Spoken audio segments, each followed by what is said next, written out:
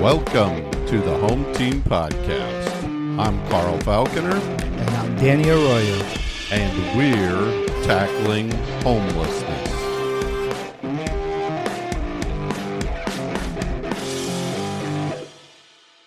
Today in our podcast, we will discuss two of our passions, football and ending homelessness. Please join us through 4 quarters with our topic this week being permanent supportive housing. So, how was your weekend, Carl? It was good. So I'm starting an intermittent fast. Okay. And I know you lost quite a bit of weight in your lifetime. I did, yeah. And so You're not cranky. You're not cranky at all. Not yet. That's pretty good. I just started it. Okay. So it's, So you're preparing me. I'm preparing you for it. Yes. Good. But you cut out sugar? I cut out all of my sugar, everything white, bread, pasta. It took a while. Let me tell you, it's a chore. That's a chore. It's hard. So everything in my house is sugar-free. So everything from drinks to chocolate to, No taste in your house. There's no taste. Yeah, ice cream is the worst. Like literally no taste. But yeah, I had to do it. I had no choice. But it's you get used to it after a while. You know, it's in the beginning you're very cranky, but after a while it's the norm. You know, and not that I have some stuff with sugar. It's just not as frequent as I used to. So, good luck. Okay. Thanks, exactly. We'll see how you'll be next week in the podcast. All right, exactly. All right, let's start with the coin toss. Yep. I'm going to go ahead and I'm going to flip it, Danny. You call it in the air. Tails. And it is tails, so you get to start us off. All right. So welcome to our first quarter. I'm going to kick off by defining our topic of the week, and then we'll cover some headlines from both homelessness and football, including the results from last week's home team locks of the week. So as we mentioned earlier, our topic of this week is permanent supportive housing. This is a long-term housing model that combines affordable housing with supportive services to help people experiencing chronic homelessness. Often those with disabilities, serious health conditions, or other complex challenges, achieving housing stability and improve their quality of life. Permanent supportive housing, as we call it PSH, provides permanent, non-time limited housing where tenants hold standard leases and pay rent, typically no more than 30% of their income, ensuring that they have same rights and responsibilities as any renter. Supportive services such as case management, mental health care, substance use treatment, and employment assistance are offered on-site or through community partners, but participating is not required to remain housed. The goal of PSH, permanent supportive housing, is to end chronic homelessness by offering stable housing and coordinated services, reducing reliance on emergency systems like hospitals, shelters, and jails, and helping individuals maintain long-term stability and independence. Yeah. So we have some experience with permanent supportive housing, both of us. Just a little bit. Just a little bit. Exactly. Obviously, it's one of the big things that we do here at Pathlight Home. Mm-hmm. But there's a couple of things in this definition that I wanted to really highlight. Mm-hmm. One is paying rent. A lot of people in the community think that permanent supportive housing is free housing. Mm-hmm. It is not free housing. Correct. In fact, I would say, I don't know, I haven't run the numbers lately, but over 90% of the people that we're serving in permanent supportive housing have some kind of income, and they pay income or they pay a portion of the rent. Mm-hmm. And like we said, usually with housing and urban development programs or HUD programs, it's 30% of their income. Right. I've seen as high as 40% of their income in some housing programs, But I think that's one of the myths that people have about permanent supportive housing is that it's free housing. It's not free housing. People pay what they can afford. Now, if they have zero, they pay zero because that's 30% of zero. Right. But most of our people do not have zero income. Yeah, and we've mentioned it in the other podcasts of people living here and not paying rent, but that number is so small. Absolutely. The majority of the people, like you said, it's probably 90%, maybe a little bit higher, of people that are paying rent here. And again, it's all about their income. It's about, do they get income after they come in? Do they increase their income when they come in? But everyone is paying some type of rent with us. Yeah, I think the other thing, and we'll talk more about this in offense defense because, we have a good offense defense this week, but the supportive services piece of it. Mm-hmm. And it's one of, I think, the big arguments that people have about it, both for and against. permanent supportive housing or housing first in our offense defense today, we'll talk a little bit about, some of the challenges with those supportive services. Yeah. And something it says in what I read was that it's offered on site or through community partners, and we do a little bit of both. Yeah. So we have both things on our permanent supportive. Absolutely. So let's take a look at some of the headlines from the homeless world. Well, of course, the big news this week is the government shutdown. And there is no federal budget approved currently. And so I wanted to talk just a little bit in the headline section about what that means for recipients of HUD funding, or Housing and Urban Development funding. We are recipients of HUD funding. Pathlight HOME is recipient of HUD funding. But it's never good to rely on one funding source as a nonprofit. Right. And I think that's one of the things that people don't understand about nonprofits is the more funding streams that they have. The reason that we go out and we ask for community contributions, for government contributions, for contributions from businesses, is because we need multiple funding sources. So that in cases like this, where one of the funding sources either dries up or one of the funding sources goes away or whatever the case is, one of the funding sources is at jeopardy, let's say, that we don't have to shut down all of our services. Right. And luckily, we have a good enough funding. We have multiple funding streams here at Pathlight Home. Our founders set it up that way for us to have multiple funding streams. And so luckily, it would not shut us down if we did not get our HUD funding. Now, would we be limited in services we could provide? Yes. And particularly to the types of people that we want to serve. Right. Yeah, it's scary, like you said, if an agency is just relying on one type of funding, and even without a shutdown, even if the following year doesn't get renewed. That's right. What is it that you do? Oh, absolutely. So just the shutdown it's scary, but like you said, Helene and Reverend Maxwell set us up that they did. It will change a little bit of what we're going to do, but it's still not going to shut us down. That's it's going to, get people off the street. That's right. Or get people back into the street. So, yeah. That's right. So we're just waiting to see what happens with that shutdown. So yeah, hopefully it'll be over soon, and the federal government will get started again, get rolling again, and we it's can going on keep those about a week going. already, right? Just a little over a week. Yeah, absolutely. Okay. Yeah. All right. So we're going to now do the highlights of the week, football games, and look ahead on our team's next opponents. So, Carl, you had a bye. Yes. How'd you feel? Woo, felt good. Felt good. I got a little rest. I took a few days off. You took time to watch my team. That's right. Got in the cold tub, took care of some of those injuries. Good. I feel good. I feel good after the bye week. So my team, Dallas Cowboys, we played the New York Jets. It was it was a good game. Sure. My expectations weren't that high, I guess. No disrespect to the Jets. But you got the win. But we got to win. Yes, we got to win. Prescott threw for 237 yards.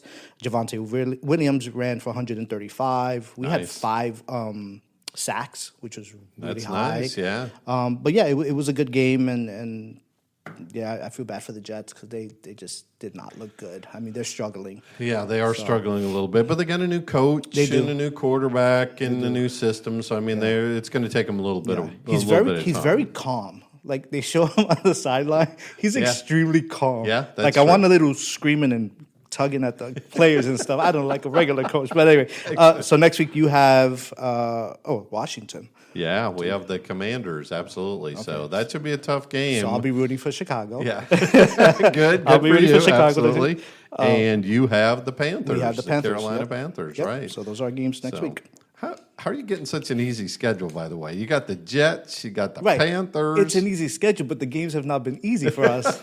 Right? Like you're still getting wins. I know, yeah. You're still getting wins. Yeah, I know. So okay. Let them keep coming that way. I think the toughest team on your schedule so far has been Chicago, right? Philadelphia. I don't know about Chicago, but yeah. Right, so we'll see. Enough. All right. Well, that wraps up the first quarter. We'll be back after this break. Hello, I'm Gigi Ramirez, the Senior Director of Fundraising and Engagement here at Pathlight Home. For over 30 years, we've helped more than 8,000 people transition from homelessness to hope. But when someone moves from the streets to their own home, they often have nothing. That's why we provide immediate essentials, everything from bedding and food to soap and cookware, to help them truly feel at home. Beyond housing, Pathlight offers career training and supportive services, like our 12-week culinary program, helping residents gain skills, find jobs, and rebuild independence. You can be part of the story. Volunteer your time, donate essential goods, or become a monthly Pathlight hero, ensuring every neighbor has a chance to thrive. Visit pathlighthome.org to donate today.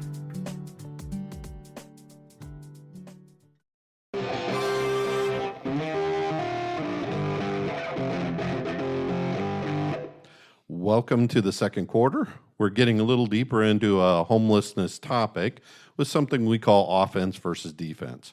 We will each take turns discussing some opposing viewpoints of our topic this week. The topic this week is housing first. Please remember that we're trying to show both sides of the issue. These do not necessarily reflect our individual stances on these positions. Housing first, Danny. This is a big one. This is a hot topic. Yep. It's a topic that a lot of people argue about, and a lot of people have different views about. Let me first just kind of explain what housing first is. Housing first is a philosophy of permanent supportive housing, basically, where you put people into housing first. And then you wrap around services with them after they're in the housing. And some people have some, different feelings about that. So you'll take the offense this week, Yes. the pros. So why housing first is good, and I'll talk about the cons and the defense afterwards. All right, so number one, stability enables recovery. So permanent housing provides a stable base from which individuals can address other issues. Once housed, people are more likely to engage in voluntary support services such as medical care, therapy, job training. Number two, it's cost effective. It reduces costs to emergency services, jails, hospitals, and shelters. Studies show that housing people costs less than keeping them in chronic homelessness, which drains public resources. And we've talked about this many times of how effective it is in terms of cost. Number three, improves health and well-being. Housing first is linked to improved mental and physical health, lower rates of hospitalizations, better medication adherence, decreased substance abuse over time, contrary to myths. Right. Number four, respects individual autonomy. No requirement to be sober, employed, or in treatment before getting housing. Respects dignity, choice, and human rights. Housing is seen as a basic need, not a reward. Number five, reduces chronic homelessness. Studies show it significantly reduces long-term homelessness. High housing retention rates, 80% to 90% of people remain housed after 1 year. And then number six, it's supported globally by evidence, successfully implemented in the U.S., Canada, Finland, and beyond. So those are mine. So All right. You got defense. So let me talk about some of the arguments against housing first, or some of the cons with housing first. First of all, there's high upfront costs.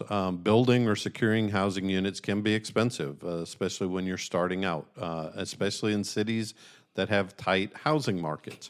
Governments and nonprofits often face budget constraints or lack affordable housing stock to actually scale the program widely. And I'll talk a little bit more about that later. Housing supply shortage. Housing first only works if there's actual housing available. In some regions, especially where affordable housing is scarce, it's difficult to implement it at scale. Support services can be inconsistent. While housing is guaranteed, support services like mental health or addiction treatment are voluntary, and they're not always well-funded or available. This can lead to missed opportunities for addressing underlying issues. And again, it comes back to the resources that you have available for the housing.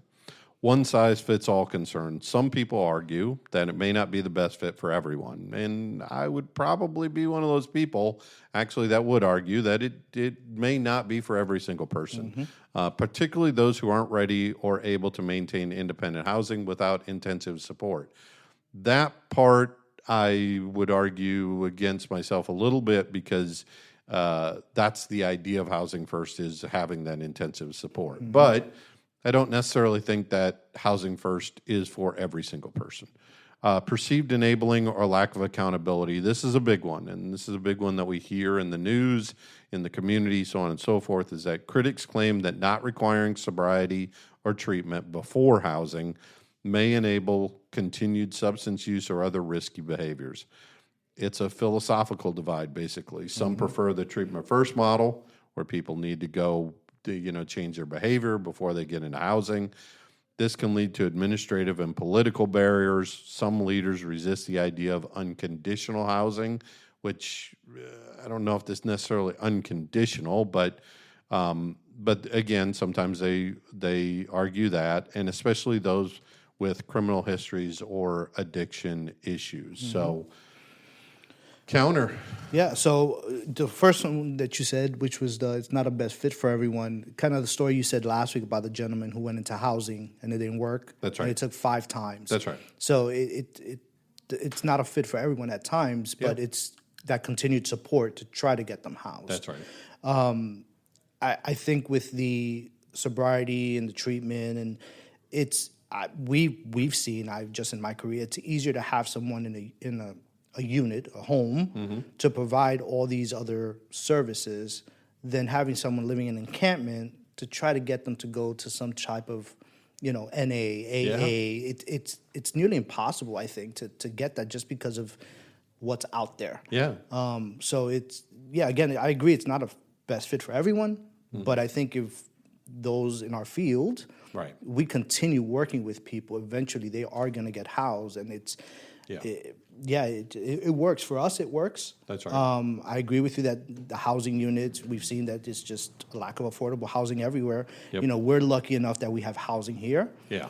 But at times we're almost full. Yeah. And so we have to be very creative to start looking for other alternatives, which is building relationships with landlords, building relationships with property managers. But there's always that barrier of criminal history, credit checks, which I despise. Sure. So it's those barriers, but building those relationships, having conversations with outside of here with the landlords and the property managers to just again educate them on what we're trying to do. Right. It has worked for us in some of our programs that we've been housing people outside of here when we become full. So. Yeah, I think the main point I think that I have about housing first in general which is I think the main argument in the community, which is it's housing only, right?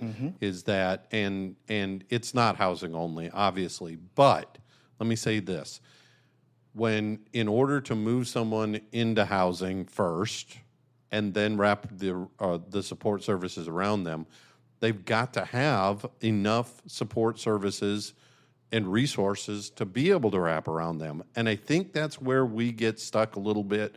And I say we pejoratively as kind of our provider network or those who are doing housing first, is we get stuck in not getting enough resources for the people after we move them into housing. Right.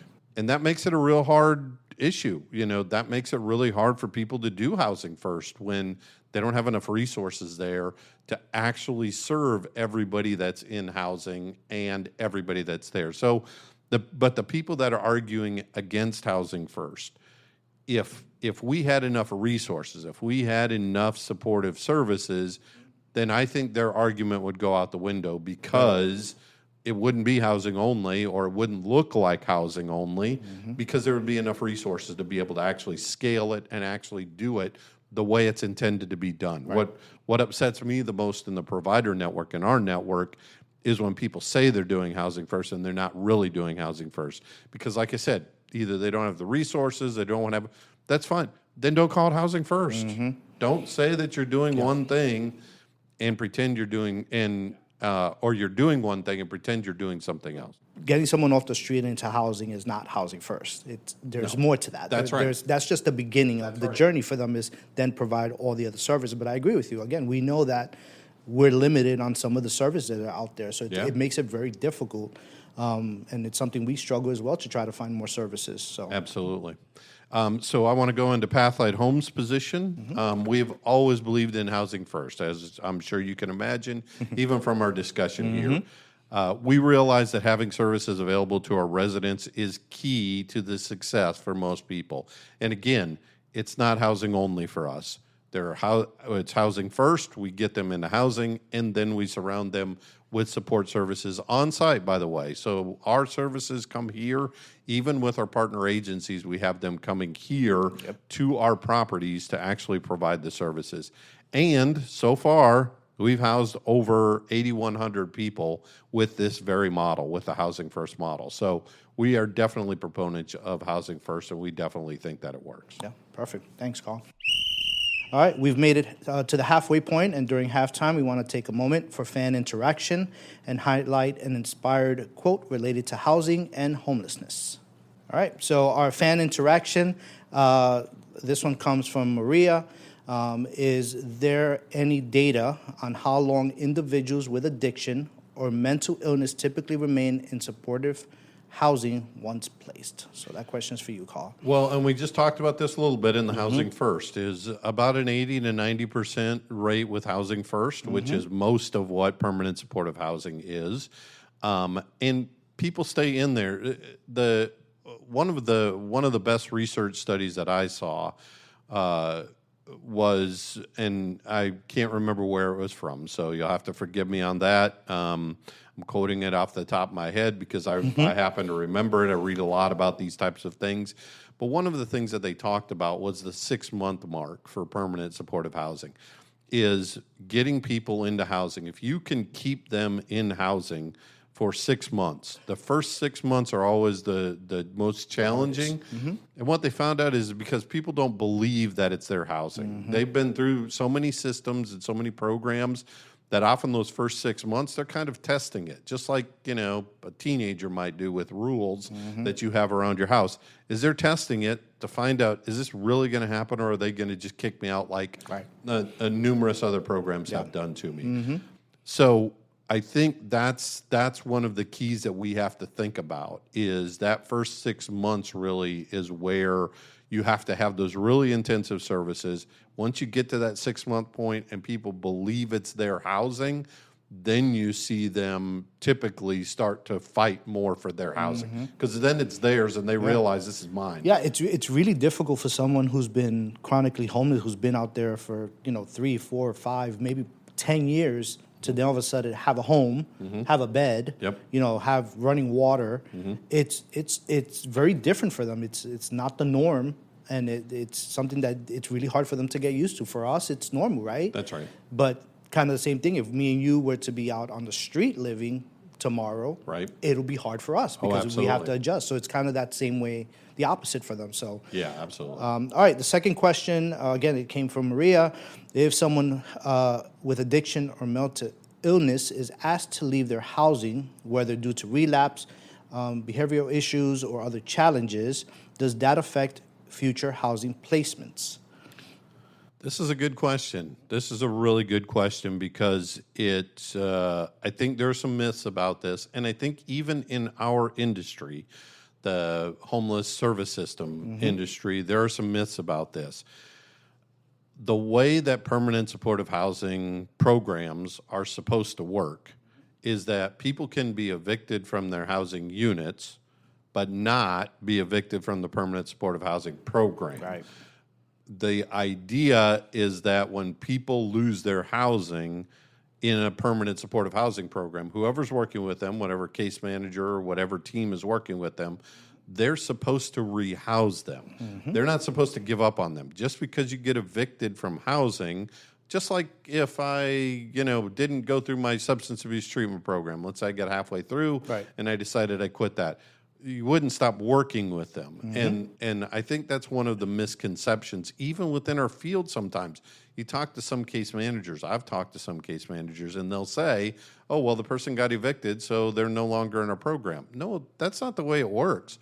You're supposed to rehouse people if they get evicted from their housing. Housing is just one of the services that's being provided, but you're supposed to continue to work with them as a case manager to get them all of their services. Yeah, and if someone is getting evicted or a case manager knows that they're getting evicted, they should immediately start planning on the next step. So there's no there's no time that they're actually back on the street. That's right. It goes from one to the other housing. That's exactly right. But I agree with you. Yeah, it's not the end of their journey.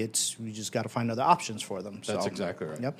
So, well, thank you, Maria, for those questions. Again, if you have any questions or comments for us, please email us at questions@pathlighthome.org.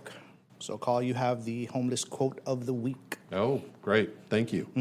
The quote of the week this week is, "Home is where the heart is."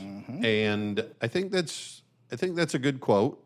Yep. I certainly think that it points to, in terms of permanent supportive housing, it points to more than it just being housing, right? Is that you have to feel like you belong in that place. And I have a little story about this. It's the story of Laverne, and I worked with Laverne for a long, long time. She was out on the streets for a long, long time. Finally, I was doing outreach and case management with her, and finally got her into a housing unit. So I got her into a housing unit. I, moved her in. We got all her furniture. She was all set. She had everything that she needed in her little apartment. It was pretty nice, actually. Pretty nice little apartment. Got her into a little apartment. And, of course, I, let her be for the day, let her rest, all that good stuff. Came back the next day, and I was talking to her, and she seemed like she was really down. Like she was really sad. Like she was really, depressed. And I said, "Laverne, what are you doing?" I said, "We just moved you into housing." I said, "You were out on the streets for like 5 years or a certain number of years." I said, what's going on? I said, "Why are you so depressed?" And she said, "Well, you moved me in so that I could die here." And I said, "No." I said, "We moved you in so you could live." And instead of looking at it as the final destination like she was, is she was thinking, "Oh, well, now you're just going to leave me here." Again, this housing only mentality, Right. is she had that mentality that you're just going to put me in this house and then nothing's going to happen after this. I'm going to sit here, I'm going to stare at four walls until I die. And I'm like, no, now's your chance to live. Now's your chance to connect back with community, to connect back with family maybe, to, make a whole new life for yourself. Yeah. And so we had to get her involved in other things. It's not just that housing, it's the involvement in the community and becoming part of the community. Yeah. I saw The Wiz this weekend, which is kind of a revision of The Wizard of Oz. Right. So the last song is called Home. And Stephanie Mills first created that song, and then Diana Ross sang it in the movie, and then there's a version now with Brandy Carlisle, and it's this. It's Home is that. And if you listen to the song, it kind of gives you an idea of what the struggle is and what a home is for someone. So if you haven't heard it, it's a really, really good song. So great. Wonderful. Good. Yeah. Thank you. Yeah. All right, and that concludes our halftime. Let's just jump right into the third quarter. We are ready to highlight the goodwill and good works in the NFL community, look at how our local football teams fared, and announce our NFL home team locks of the week. So we're going to bypass our local teams because they had a bye, like your Chicago Bears. That is correct. But they will be back next week. So I'm going to highlight the spotlight of the week. And the player is Jon Feliciano. He's an active philanthropist focusing on youth, food insecurity, and homelessness issues he experienced firsthand during his teenage years. So he is a South Florida native and recent retiree from the San Francisco 49ers. Feliciano partners with local charities and his alma mater to give back to the community. So some of the examples of his community work is he works with Feeding South Florida. Feliciano and his family have a long-standing partnership with the Hunger Relief Organization.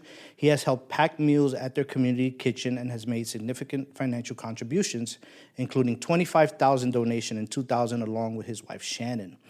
He has done holiday meal kits. For his 2024 holiday charitable event, Feliciano teamed up with Feeding South Florida to distribute 250 meal kits, including turkeys and side dishes, to families in need. The initiative was inspired by a holiday as a child when his family did not have enough food. 3, he did annual backpack and school supply giveaway. He hosts a yearly event at his high school alma mater, Western High in Davie, Florida. His 4th annual giveaway in July 2024 provided hundreds of backpacks filled with school supplies to students and also included snack packs from Feeding South Florida. And then number 4, personal motivation. So Feliciano has spoken publicly about experiencing food insecurity and homelessness during high school. He credits his high school with helping his family and emphasizes that these struggles motivate his philanthropic efforts. He often volunteers with his wife and daughter to pass on the values of giving back. Focus on food security for children. So Feliciano ensures that his initiatives provide food for kids during weekends and summer months when they don't have access to school breaks and lunch programs. So he pretty much is all year round. Absolutely. Back, whether it's school, no school, holidays. So this is a 365-year kind of giving back. Absolutely. So and the thing I love about this, and again, relating back to permanent supportive housing, is you look at the things: food, backpacks, school supplies, personal motivation, all of these different things that he's involved with to help families really create that home environment. Because again, it's not necessarily always just about the housing itself. It's about all the things that are involved in that. And having worked in South Florida, I'm very familiar with Feeding South Florida. I think they're a fantastic program. I think they do some really great work. Holiday meal kits are fantastic. I want to give a shout out to one of our partners who we've worked with, who is in South Florida, Neighbors for Neighbors, because they do a lot of this kind of work as well. You're right. Where they help families in need. They have a holiday Christmas drive where they get Christmas gifts for families.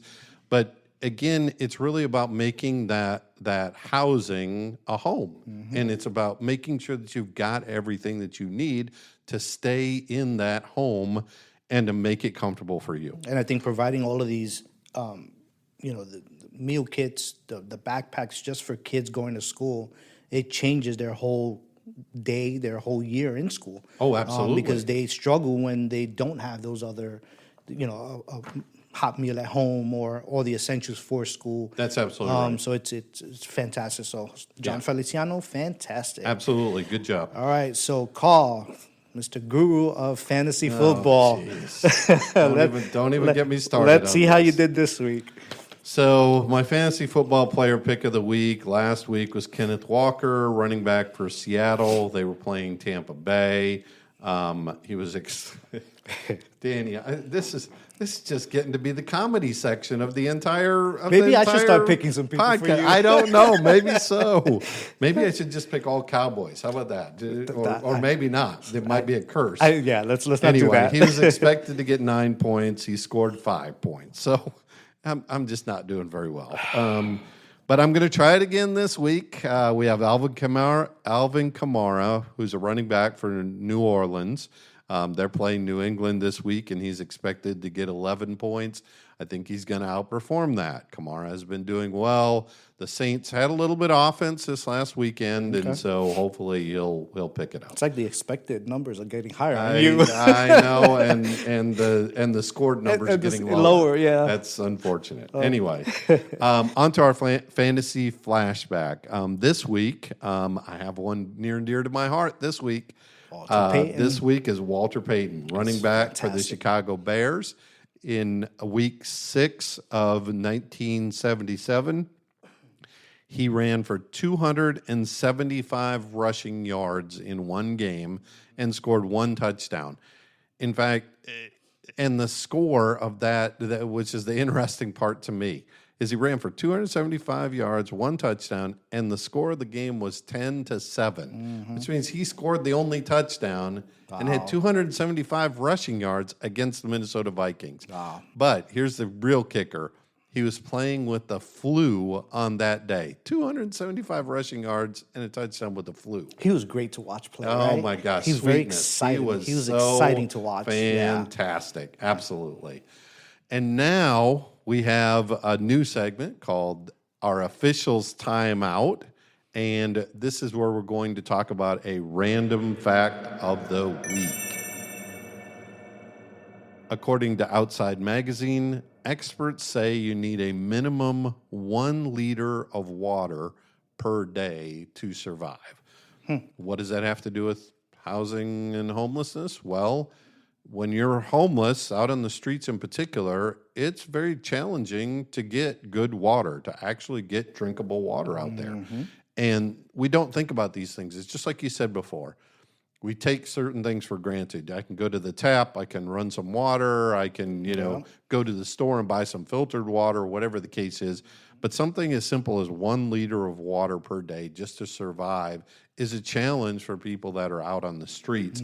And so when we think about these things, and that's one of the things that we'll be talking about with these random facts, is how we may not think about what the challenges are while people are homeless out there. Yeah, and I think one of the things that we get asked a lot is what they can donate to us, and water is one of those main ones. Huge thing. Just with our outreach team, they go out with water every day. That's right. Talking to people, especially in the Florida heat. Yep. And just engaging people and giving them just that bottle of water kind of changes their mood. It changes their Absolutely. So it's water's essential for all of us. All of us, absolutely. But more importantly, those out on the street. Yeah.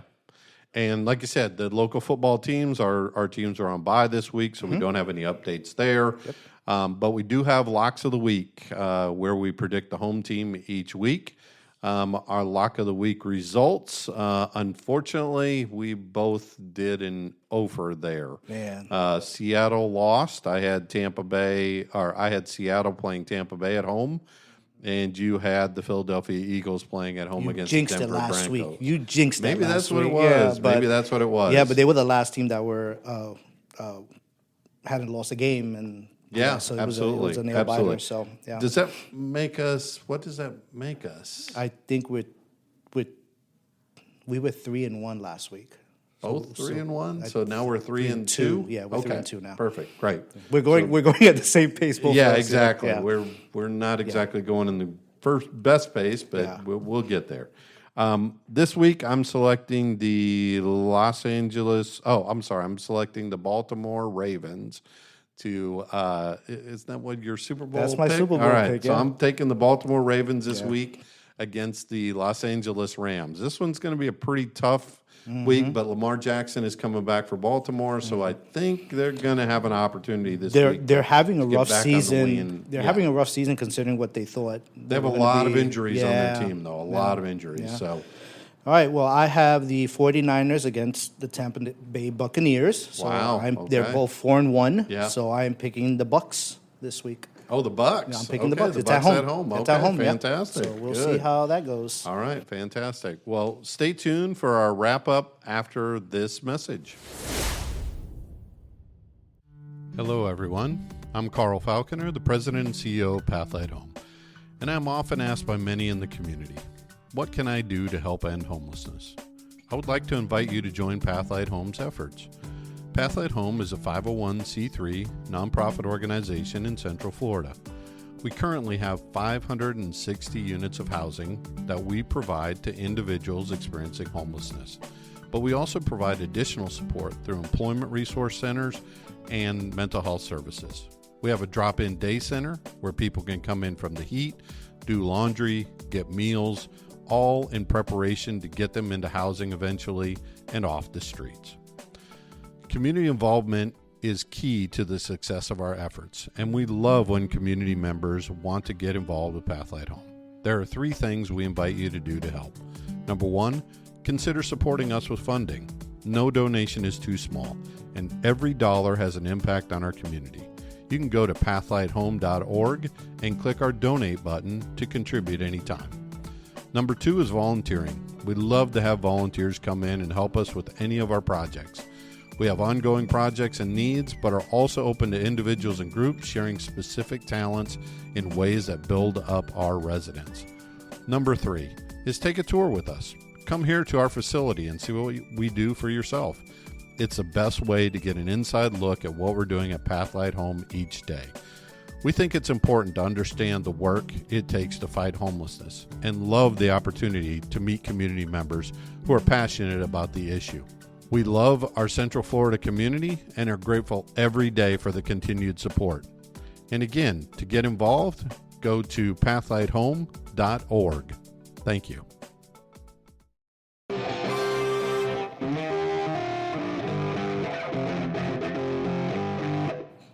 Welcome to our fourth quarter, where we will wind down the episode by reflecting on a homelessness MVP and fumble of the week before wrapping up with our key takeaway.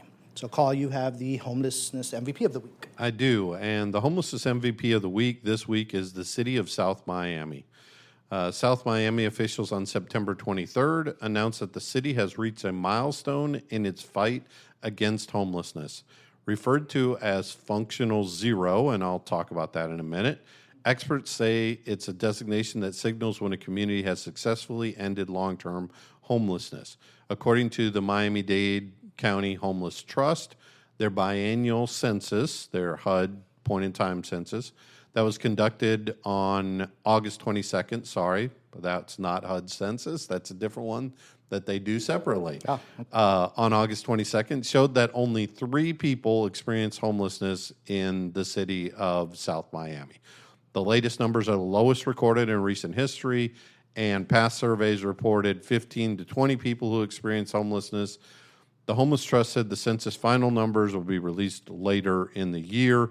So I want to talk a little bit about functional zero. Functional zero has 3 benchmarks that a community can use to determine whether they've reached functional zero. Number 1, chronic homelessness is reduced to 0. Number 2, there are fewer than 3 people that are homeless. Or number 3, there's less than 0.1% of the city's total homeless population that meets this criteria. In 2021, South Miami adopted a housing first approach, which focused on providing permanent housing for people. As part of the approach, a community policing officer was designated by the city to coordinate with the Homeless Trust to make sure people who are homeless had permanent supportive housing. Other institutions like Baptist Health, South Miami, and others helped to give shelter beds and services year-round.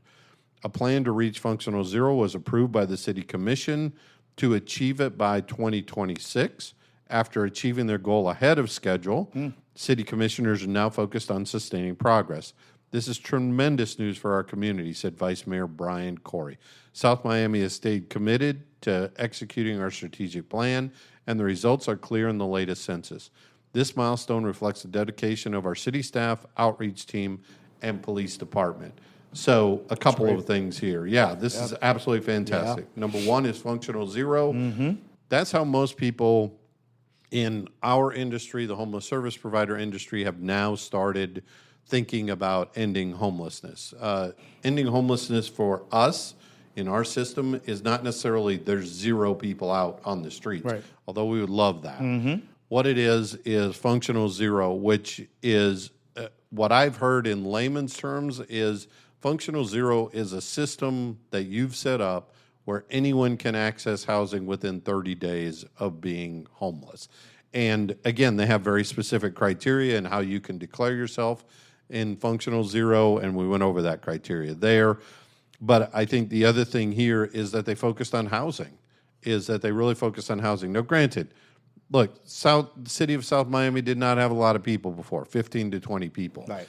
But even the fact in a small area that they can scale something up and they can target something and create a system, they may never have 15 to 20 homeless people ever again in the city of South Miami. And the reason is because they built a system around getting people off of the street into housing quickly and maintaining them in that housing. Well, and if they didn't focus on these 15 to 20, it'll eventually be 40, 60, 80, That's 100, exactly right. which will make it harder for this right. functional zero to work for them. You are exactly So addressing it at this point, it's going to be successful, and it's worked. And that's 100% how I've always tried to couch it with areas that think that they have lesser homeless numbers.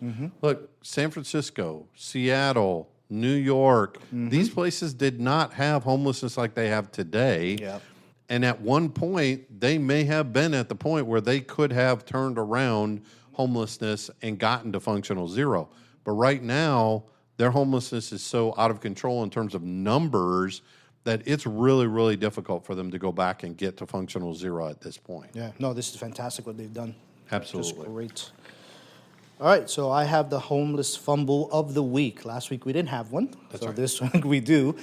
So in Salt Lake City, a controversial proposal for a new 15-acre homeless campus has sparked intense debate intense debate among residents and city officials. The Salt Lake City Council is considering the site, which aims to provide essential housing and services for the city's homeless population. However, many community members are expressing serious concerns about its location and potential impact on their neighborhoods. The proposed site, located near the intersection of 2100 South and 900 West, has become a focal point for community opposition. Critics argue that the campus could exacerbate existing local challenges such as crime and declining property values. Local resident Sarah Johnson articulated a common sentiment during a resident council meeting stating, "We are not against helping the homeless, but we do not want our community to suffer as a result." The closure of the Road Home, a Salt Lake City primary downtown shelter, has heightened urgency for alternative solution.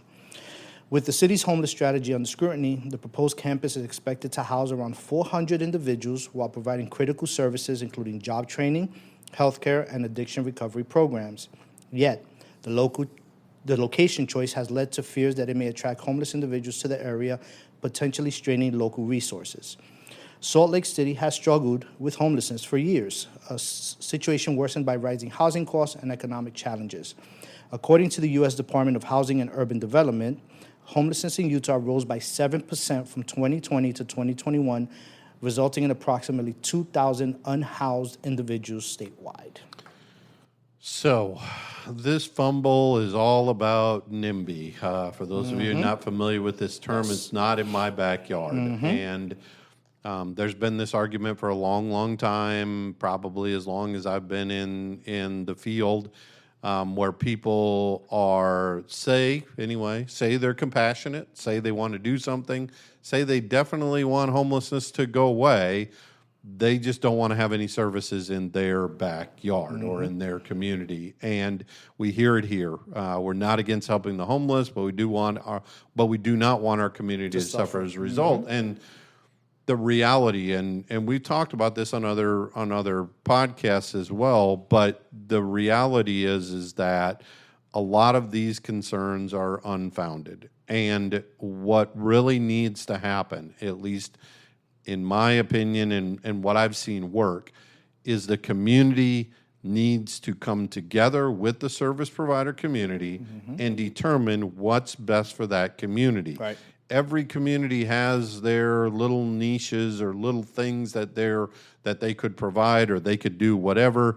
Now, certainly, 400 individuals housing or helping 400 individuals seems that's a pretty big lift for one community. It is. To maybe have to bear. So maybe it's about getting something smaller. Maybe it's about having a 50-bed or a 50-unit housing complex there, or maybe it's just for families, or maybe it's for veterans, or there's all kinds of things that I think the community might be okay with, and also allowing the community to be able to come in and say, this is how we want it to be built, or this is how we want it to look.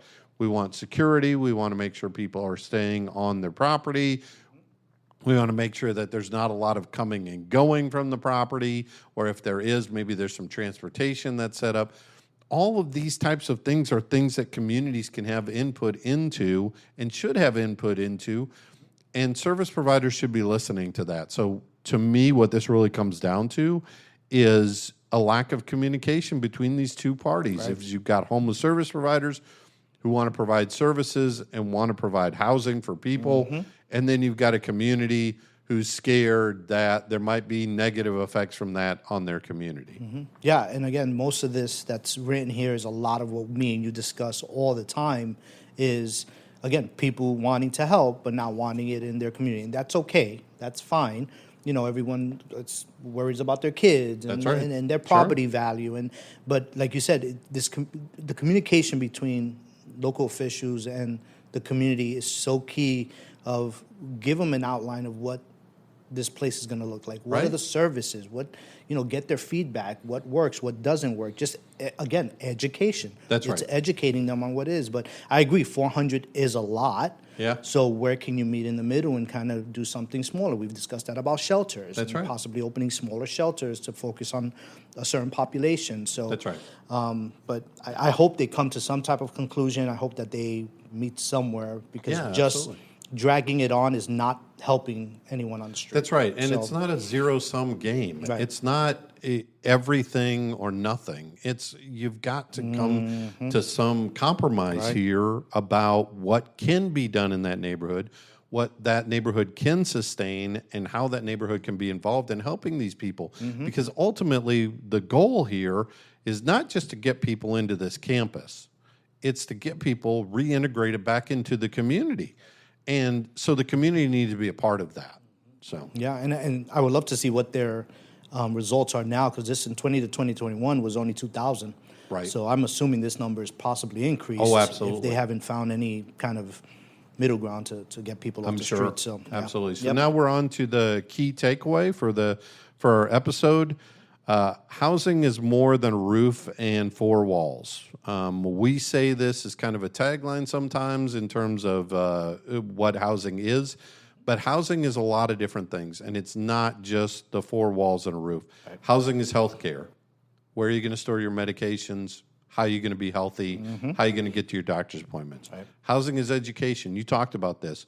Statistics have shown and data has shown that homeless children or children who are experiencing homelessness struggle far more with their educational achievements than kids who are in stable homes.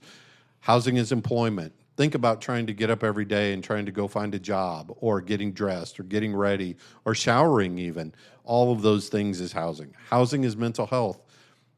People, again, safety and security of people when they're inside their own home and they have a place to actually call home. Housing is substance abuse recovery. One of the easiest ways for people to fall off the wagon or to get back out is to have to go out and hang out with a whole bunch of people who are still using. But if you have a home you can go to with your own lock in your own place, and you can sit and you can be in your own space and get away from that for a while, it certainly helps with your recovery. And finally, safety and security is just having a lock on the door, just knowing that it's your place, that nobody can come in who you're not inviting in.